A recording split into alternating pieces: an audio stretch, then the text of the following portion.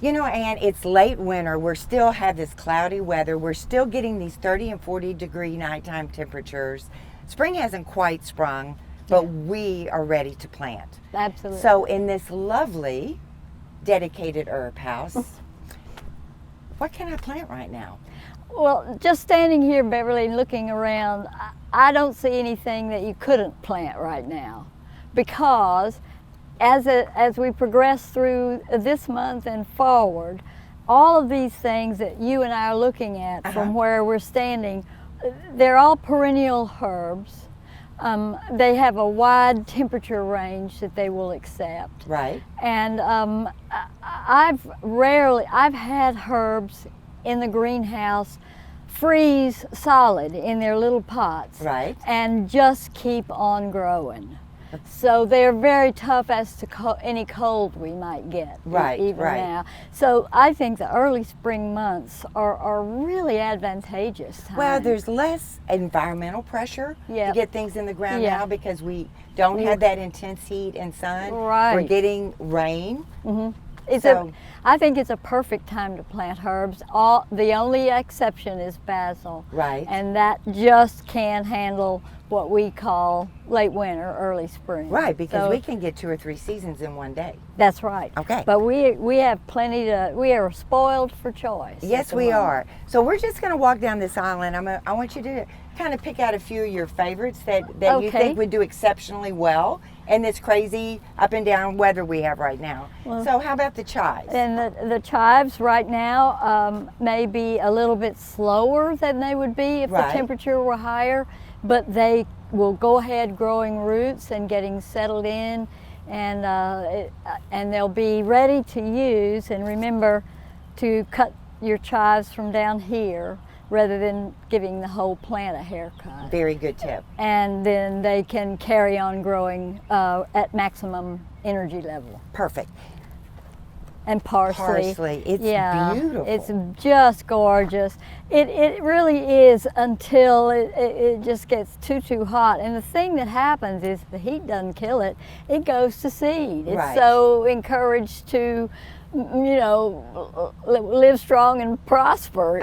And it'll go up to making blooms, and then at that point it really needs to be replaced, retired. And a great evergreen shrub that everyone should include in their landscape is bay. Yeah, and people have the impression that bay is hard to grow, and I think in the past it said you have to put it in a pot and keep it in the garage in the winter, and I've grown it in deep shade, and I've grown it in light shade, and I've grown it out in the blazing sun. Well, it's a good small accent shrub just for your landscape in general. It's this evergreen. New variety that Monrovia's come out with, the little ragu, very, very flavorful, gorgeous foliage, but a more contained size, because bay laurel can get quite large. Huge.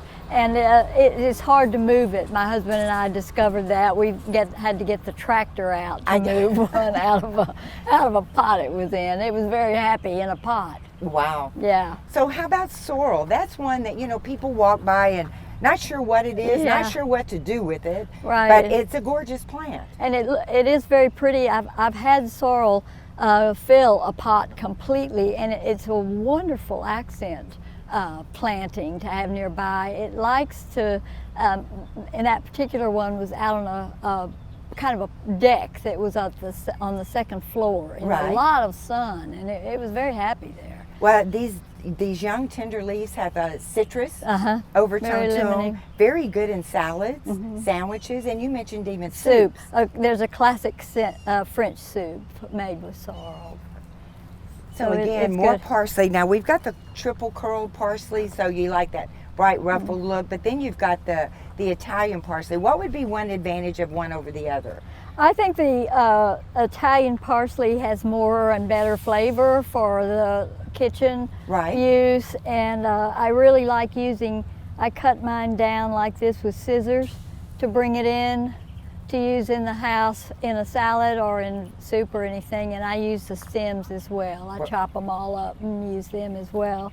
I just think It seems to me also that it perhaps lasts a little bit longer into the hot months than the Italian does, and than then the more curly. I'm not sure, but I think if you can to get the parsleys, any of these deep winter ones, if you can get them to where by May, June, they're getting a little bit of shade each day, it makes them last that much longer. Perfect. Yeah. And you know, we always have this huge selection of time. It's amazing. It is amazing. So, you know, who doesn't have time for time? I have to put that in there. I have to say also, as a side note, I visited the National Herb Garden in England one year, and they didn't have this many times. Oh, wow. So we're very fortunate to be able to grow them here. Yeah, we get good ones. Selection. A huge selection, and I've not tried any except the teeny tiny ones that didn't just love Texas. Oh, that's great. Okay, sage. Yeah, we have good sages now. We got to talk about Madeline's. Yeah. The Nevaeh are. Nevaeh are. People are put off by that name sometime, but actually for the first couple of years of its life, it was referred to by the research station hybrid number 4. It was developed in Israel, and they just called it hybrid number 4 because that's where it was. But it was my thought that it should have a proper name, not just a number, and I named it for the experimental station of Nevaeh in the northern part of Israel. Perfect. I think it's a good name. Now this, you know, we always encourage people to use edibles in the landscape, and there's nothing better than herbs. This is the most beautiful plant in the spring when it blooms. It is, that isn't it? Sky blue flower is stunning on this silver foliage. It is, and after that, after it blooms, you can go ahead and prune it to your specifications and so forth, but it's worth waiting for those flowers. Oh, it's beautiful. Isn't it? It's beautiful. Cute, so gorgeous. again, we've got a huge selection of sage, and of course, everybody wants cilantro. Yes, and I'm looking at this, Beverly. That's the culantro. Oh, yes, that's one that likes shade, I believe, doesn't it? Yes, it does. It's a totally different looking plant. But we all need to have cilantro in our garden because we don't need those great big bunches you have to buy at the grocery store. You just need a little bit. One of our granddaughters asked one time when we were making guacamole, "Where's that grass you put in it?"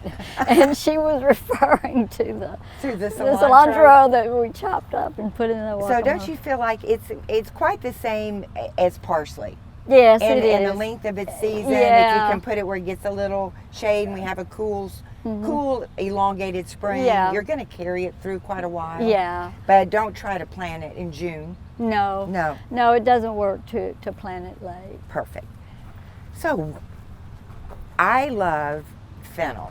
Oh, I do too. And I love to use it in the garden as my grass because it's an evergreen here through the winter. Right. And you get this light lacy foliage and this beautiful purple stem. You can do the bulbing type if you like those big bulbs of fennel. To use. I've never seen anything I liked better than when I had a large rose garden and I had bronze fennel planted amongst the roses. When those roses were blooming and the fennel was waving in the breeze, it was perfect in textures and colors. It was enough. And it's a great larval food for the swallowtail butterfly. Absolutely. So it's just multi-purpose. Multi-purpose plant and edible, of course, and many uses for fennel in the kitchen. And then another striking one this time of year is dill.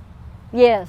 It is good to have it now. Yes, it is. It's too bad the dill and the cucumbers don't come along at the same time. They never, ever do. But you know, you can cut dill and cut the stems of it and off and put them in a jar with some vinegar water in it and save that dill till the cucumbers are ready. That's a good tip. I like that. Perfect. You can have your own dill that way. This one would be a great candidate for that because lots of stems.